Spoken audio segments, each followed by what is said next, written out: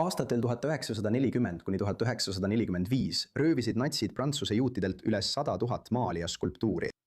60 000 teost leiti üles ja neist 45 000 anti tagasi algsetele omanikele või nende järeltulijatele, jättes 15 000 Prantsuse võimude valdusesse. Ja nüüd on esimest korda Pariisi Musée d'Orsay avatud galerii, mis on pühendatud neile orvuks jäänud kunstiteostele. Prantsusmaa pidi maksma okupatsioonikulud. Prantsusmaa pidi maksma okupatsioonitasusid Natsi-Saksamaa okupantidele. Ja selle kõige kompenseerimiseks kuulutati pärast sõda kõik tehingud kehtetuks. See seletab ka, miks pidi tavaline ostja, kes lihtsalt ostis kunstiturult teose väljaspool antisemiitlikku sundvõõrandamist, samuti oma teosed Prantsusmaale tagastama. Peab samuti oma teosed Prantsusmaale tagastama. Enamik neist 15 000 olid tuvastamatud. Nendest, mis olid tuvastatud, on 2300 rahvuslike muuseumide taastamise Prantsuse organisatsioon, mis tegeleb sõja ajal varastatud esemete tagastamisega käes. Musée d'Orsay on üle 200 sellise eseme, millest 13 on välja pandud. Iga kunstiteos jutustab loo sellest, kuidas see sattus natside kätte. Ja nii kaua, kui meil on. Sellel maalil on väga liigutav ajalugu, sest me teame, et see kuulus ühele Fernando Tšele, kes oli juudi kollektsionäär ja kellel on väga dramaatiline lugu, kuna ta küüditati ja mõrvati sõja ajal hävituslaagrites. Nii et just siin meil on otses pärijate poolt esitatud tagastamistaotlus. Uurimine käib. Meil on ajaloolisi andmeid. Kõigi nende teoste kohta on meil ajaloolisi andmeid. Aga meil ei ole täielikku ajalugu, muidu oleks see juba selge. Näiteks. Me teame, et Renoiri maalitud portree proua Dodest kuulus proua Dodele kuni tema surmani 1940 aastal. Kui ma ei eksi, siis tõenäoliselt tema pojale. Aga me ei ole selles kindlad. Ja pärast seda näeme, et see müüdi maha. Selle ostis Saksa kunstikaupmees ja viis selle Saksamaale. Nii et on hetk, kus see vahetab omanikku. Ja me tegelikult ei tea selle ajalugu selle hetkel. Selleks, et teha kindlaks, kas toimus ebaseaduslik võõrandamine. Kunstiteoste rüüstamine oli natside ajastul tavaline. Adolf Hitler oli kirglik kunstiaustaja ja tal olid suured plaanid oma varastatud teostega. Meil on ilmselgelt Adolf Hitler ise. Meil on ilmselgelt Adolf Hitler ise, kellel oli plaan ehitada maailma suurim muuseum Linzi, linna, kus ta austas üles kasvas.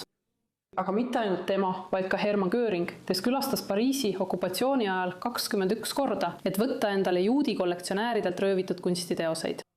Nii et on tohutu janu nii juutide varade järele nii-öelda, aga ka soov omandada uusi esemeid, et laiendada erinevate Saksa või Austria muuseumide kollektsioone. Erinevate Saksa või Austria muuseumide kollektsioonid. Pärast sõda korraldati suur operatsioon, nagu näidati George Clooney filmis The Monuments Man.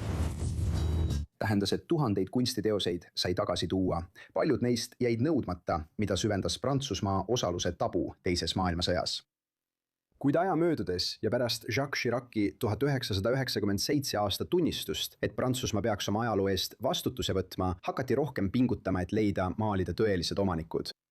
Eelmisel kuul avas muuseum oma esimese uurimisüksuse, mis on pühendatud orvuks jäänud teoste õigustatud pärijate otsimisele toimikute kaupa. Kogu oma elu jooksul maaliste teiste inimeste lugusid, erinevaid kultuure, rahvusi, klasse, kuid mitte kunagi oma enda lugu. Kuid siis, oma 30. alguses tuli Austraalia kunstnik Avraham Vossi Iisraeli ja kõik muutus. Klassikalise koolitusega ülimaalija, kes elab nüüd Tel Avivis, keskendub Avraham Vossi looming juudi identiteedile, mälule ja kaasaegsele Iisraeli elule. Ja ta liitus meiega siin stuudios, et rääkida meile oma teekonnast. Avraham, aitäh, et meiega liitusid, tere tulemast. Meil on väga hea meel sind siin näha. Räägi meile veidi oma loost. Kuidas sa kasvasid üles Austraalias ja siis äkitselt siia tulid? Muidugi, ja ma kasvasin üles Melbourne'is, mis on diasporaa mõistes üsna juudi linn, aga tegelikult kasvasin ma üles väljaspool juudi kogukonda. Nii et ma kasvasin üles teades, et olen juut, aga ma ei olnud väga seotud sellega, mida tähendab olla juut. Ja kindlasti ei olnud ma seotud Iisraeliga. Ma teadsin, et see eksisteerib, aga ma ei teadnud sellest midagi. Ja nagu sa ütlesid, ma maalisin. Ma tegelesin teiste inimeste lugude maalimisega ja püüdsin tõesti mõista, kes nad on ja kuidas nende kultuur kujundab nende maailmavaadet. Ja jah, see oli tegelikult huvitav. Ma töötasin palju Austraalia aborigeenide, samoalaste, maooride ja teiste põlisrahvastega.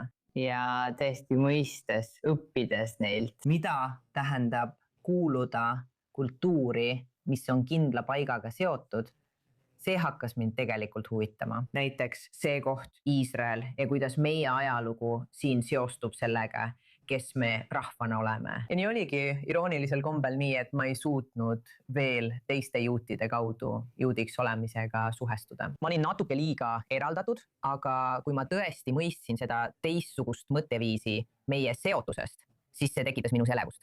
Ja ma tulin siia Iisraeli esimest korda, kui ma olin 32-aastane.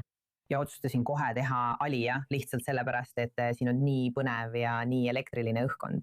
Ja siis ma tegin Alija tegelikult vahetult enne 7. oktoobrit.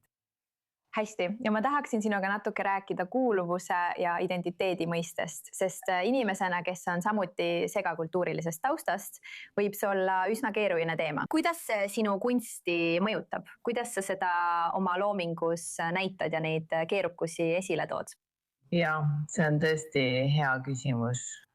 Ma arvan, et üks asi, mis mulle kunstnikuks olemise juures meeldib, on see, et see on nagu vahend, millega uurida seda ideed, mis iganes sinu mõtetes ja südames toimub, eks. Nii et jah, see oli huvitav. Austraalias tundsin, et ma ei kuulu sinna, sest tundsin, et olen teistsugune, olin juut, mu vanemad on Ameerikast, nii et ma ei tundnud end tõeliselt austraallasena. Ja siis tulen siia ja äkki ütlevad kõik, et ma olen austraallane. See on esimene kord, kui ma olen end austraallasena tundnud.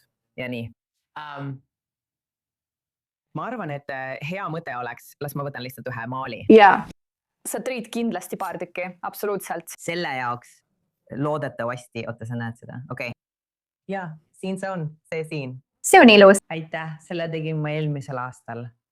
Ja see kujutab Budapestis asuvat sünagoogi. Ja ma tahtsingi küsida, ma olen seal käinud, see on äratuntav. Õige, jah. Aitäh, ja et see on üks asi, mis ajalootukum selle juures meeldib, ma mõtlen nagu meie kõigi lugude peale, eks. See tähendab, et me oleme rahvas, kellel on oma päritolu, aga meil on ka väga pikk diasporaa ajalugu.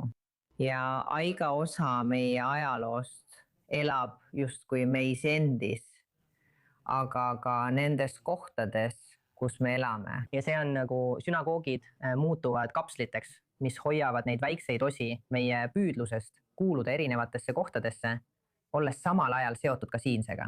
Ja kui mõelda nendele erinevatele osadele meie ajaloos ja tuua see kõik tagasi koju Iisraeli, siis kindlasti on see viis, kuidas kõik meie erinevad niidid kokku siduda. Ja ma arvan, et eriti siin Iisraelis tunned sa korraga kogu juudi ajaloo erinevate osade raskust, tead küll? Õige. Siis kõigil on tead küll õigus täpselt kõik nagu üksteise otsas. Õige.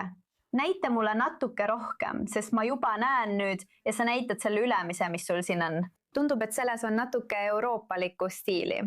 See üks muidugi ja see järgmine, kui saad seda näidata. Muidugi. Nii et see siin, üks asi oli see, et see on tegelikult pulm. Ja ilmselgelt on see looriga osa ja ma unustan alati heebreakeelse sõna selle kohta, aga koos looriga.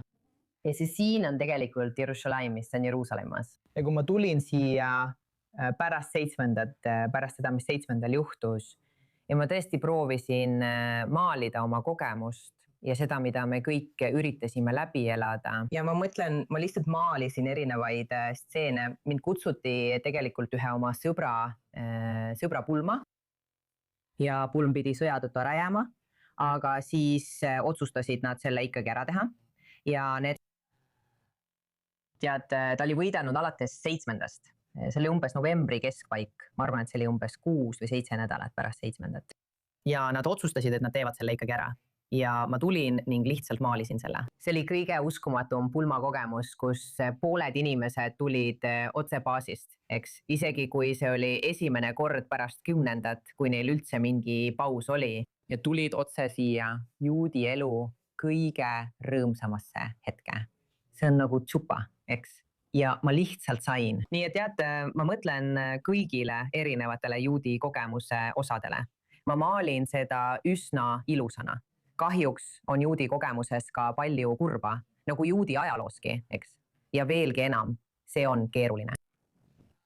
Ja nii, jah, siis ma hakkasin maalima huppasid. Nii et ma alustasin, mulle nii meeldib, nüüd on see üks asjadest, mida ma teen. Ja mis mulle selle juures meeldib, on see, et see on nii rõõmus väljendus juudi elust. Ja juudi elust, jah. Kas sa siis püüad keskenduda rõõmsale ja ajaloole ning tuua selle kõik oma kunsti kaudu esile? ja jah, ma mõtlen, mulle meeldib siin olla. täpselt. see on nagu see on nagu see siin jah, vaata, ma proovin ja noh, tead, ma üritan väljendada, kes see paar on. aga ma arvan, et see, mis juutide juures ilus on, nagu meie rahva puhul, on see, et meil on selline side, selline traditsioon, mis ühendab meid kõiki, eks. ja nii, et jah, see ei ole ainult nende konkreetne lugu ja see konkreetne perekond, vaid see nagu esindab ka kõiki meie lugusid. ja kindlasti ma mõtlen, et pole midagi põnevamat kui üks suppa. see on ilus, see on väga abistav. Abraham, aitäh, et tulid. Aitäh sulle väga, Emma.